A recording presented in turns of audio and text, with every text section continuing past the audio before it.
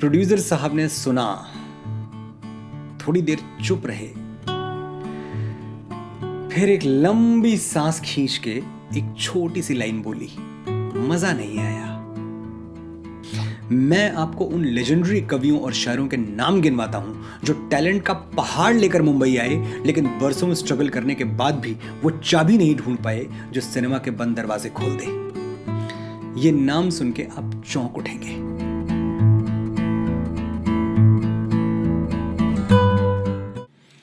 शायरी करने और गीत लिखने में क्या फर्क है? ऊपर से देखिए तो दोनों लगभग एक ही हैं। वहां भी शब्द पिरोने हैं, यहां भी, वहां भी रदीफ काफिया मीटर है, यहां भी। लेकिन यही ऊपर ऊपर से देखना हजारों शायरों कवियों को गुमराह कर देता है, और जब वो गीत लिखना चाहते हैं तो समझ में आता है कि उन्हें शायरी तो बहुत अच्छी आती है, लेकिन गीत लिखना आता ही नहीं। घबराइए मत, हम में से ज़्यादातर लोगों में गीत लिखने का हुनर होता नहीं है। ये आर्ट सीखा जाता है, कल्टीवेट किया जाता है, तराशा जाता है, निखारा जाता है। सबसे पहले तो ये समझना बहुत ज़रूरी है कि शायरी और लिरिक्स राइटिंग में फ़र्क क्या है। जब आप शायरी करते हैं, कविता लिखते हैं, तो आपके पास पूरी आज़ादी है, आप जो चाहे लिखें। कावे कावे सख्त जानी हाय तन्हाई न पूछ, सुबह करना शाम का लाना है जुए शीर का। शायरी है, बहुत अच्छी शायरी है, लेकिन गीत नहीं है। गीत क्या है? तुम बिन जिया जाए कैसे, कैसे जिया जाए तुम बिन, सदियों से लंबी हैं रातें, सदियों से लंबे हुए दिन। ख्याल वही है जो कावे कावे वाले शेर में था, एग्जैक्टली वही थॉट है। वहां गालिब क्या कह रहे हैं? यही ना कि तुम्हारे बिना सुबह को शाम करना इतना मुश्किल है जैसे पर्वतों का सीना चीर के पानी की धार बहाना। तुम बिन जिया जाए कैसे, कैसे जिया जाए तुम बिन, सदियों से लंबी हैं रातें, सदियों से लंबे हुए दिन। एक और एग्जांपल देखिए। मैं तुम्हारे हाथ का लीला कमल हूं, प्राण के सर में उतरना चाहता हूं। मैं तुम्हारे बाण का बींधा हुआ खग, वक्ष पर धर शीश मरना चाहता हूं। कविता है, गीत नहीं है। गीत क्या है? अब यहां से कहां जाएं हम, तेरी बाहों में मर जाएं हम, दिल वाले दुल्हनिया ले जाएंगे। एग्जैक्टली वही थॉट जो दिनकर की पंक्तियों में है। मैं तुम्हारे बाण का बींधा हुआ खग, वक्ष पर धर शीश मरना चाहता हूं। अब यहां से कहां जाएं हम, तेरी बाहों में मर जाएं हम। शायरी और कविता में एक सहूलियत है, आपका लिखा हुआ या तो आप खुद लोगों को सुनाएंगे या फिर लोग किताबों में पढ़ेंगे। दोनों सूरतों में आपकी ऑडियंस तय है, और यह भी तय है कि वो ऑडियंस नीश होगी, सिर्फ कुछ खास लोग जिनका टेस्ट पोइट्री के लिए डेवलप्ड होगा। एक दिल तोड़ने वाला सच ये है कि दुनिया की आबादी में ऐसे लोग सिर्फ मुट्ठी भर हैं जो कविता और शेरो शायरी में दिलचस्पी रखते हैं। बड़ी ऑडियंस, रीच सिनेमा और म्यूजिक के पास है। तो अपने काम को एक बड़े स्केल पर प्रेजेंट करने की जो भूख है, वही मेरे जैसे लिखने वालों को सिनेमा की ओर खींच लाती है। हमारी डिफॉल्ट सेटिंग ये है कि यार हम तो शायर हैं, कवि हैं, फिल्मी गीत तो बाएं हाथ से लिख लेंगे।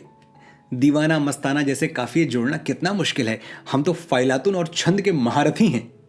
बस यही एक सोच हमारे आने आ जाती है, और हम जिंदगी भर स्ट्रगल करके भी अच्छे गीतकार नहीं बन पाते, कामयाब गीतकार नहीं बन पाते।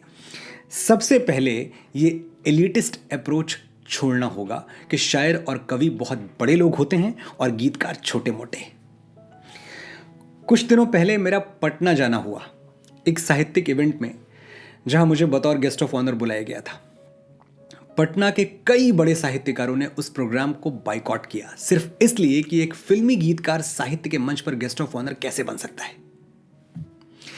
काश मैं उनको याद दिला पाता कि साहिर लुधियानवी, कैफी आजमी, शैलेंद्र, गुलजार, मजरू सुल्तानपुरी जैसे मूर्धन्य शायर और कवि भी फिल्मों में गीत लिखने की वजह से जाने जाते हैं।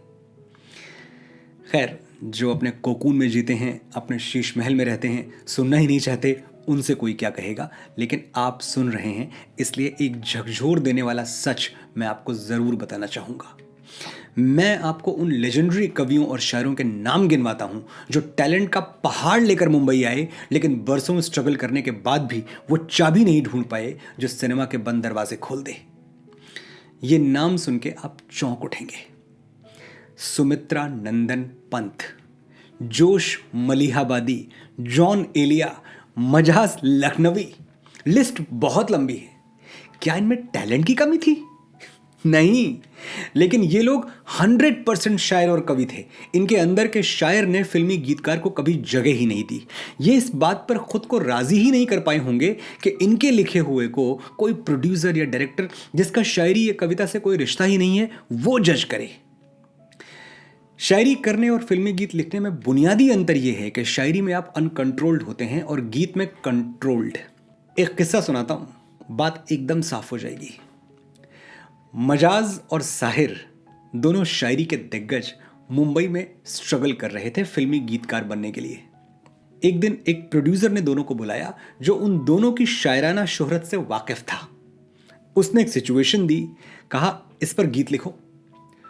उस रात मजाज और साहिर सोए नहीं, पूरी रात टहल टहल के गीत लिखते रहे और अगले दिन सुबह होते ही उसे लेकर प्रोड्यूसर साहब के पास हाजिर हो गए।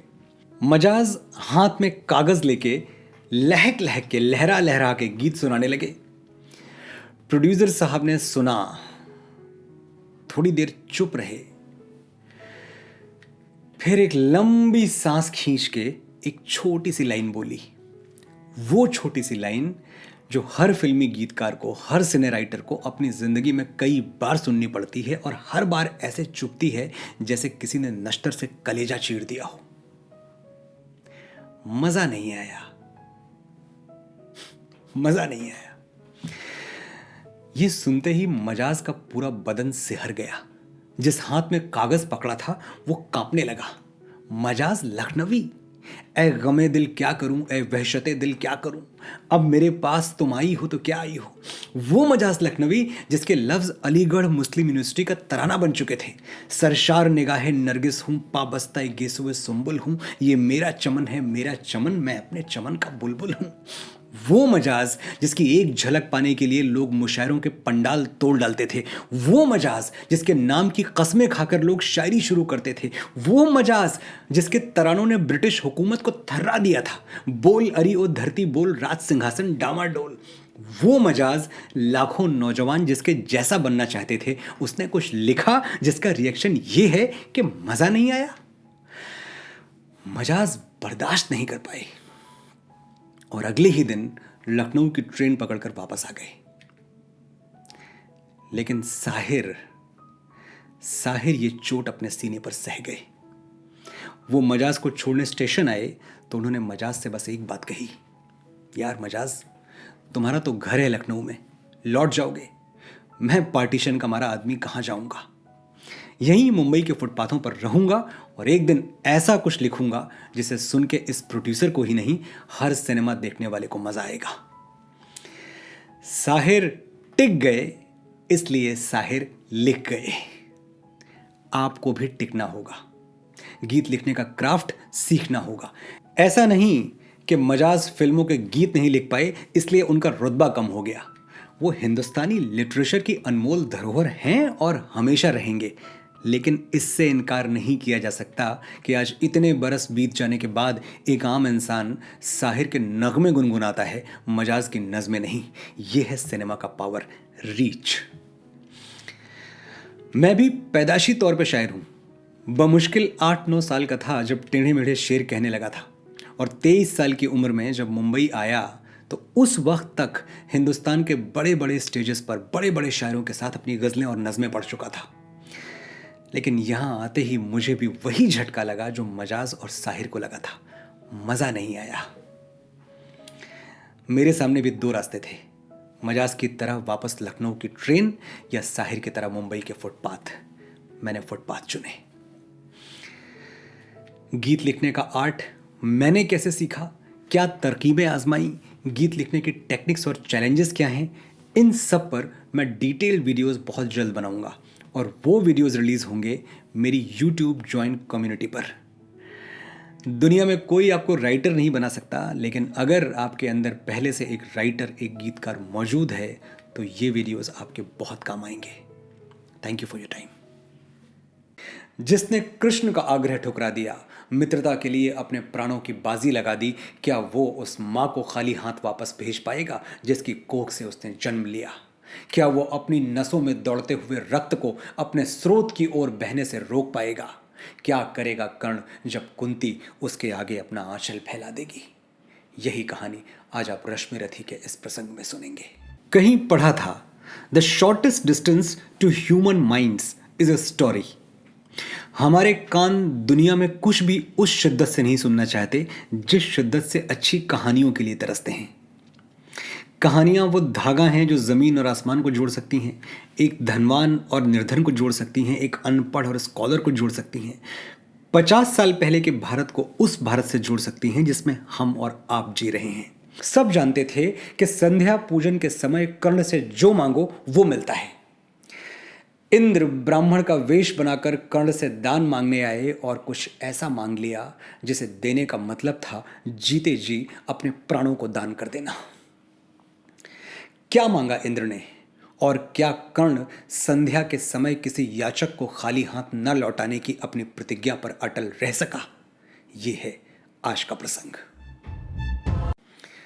किसी को अकेले प्यार करते रहना एक तरफा बहुत मुश्किल है। उसकी तरफ से ना कोई तवज्जो, ना कोई वादा, ना कोई आश्वासन, फिर भी प्यार करना है और टूट के प्यार करना है। सोच के देखिए, दुनिया के हर एक तरफा प्यार में जरा सी उम्मीद, जरा सी गुंजाइश तो होती है कि शायद एक दिन वक्त का पहिया घूमे और वो मेरा हो जाए। वो भी इसी दुनिया में है, मैं भी। पता नहीं कहाँ हमारे रास्ते टकरा जाएं, कौन से मोड़ पर नियति को तरस आ जाए और उसके हाथ मेरे हाथों में आ जाएं।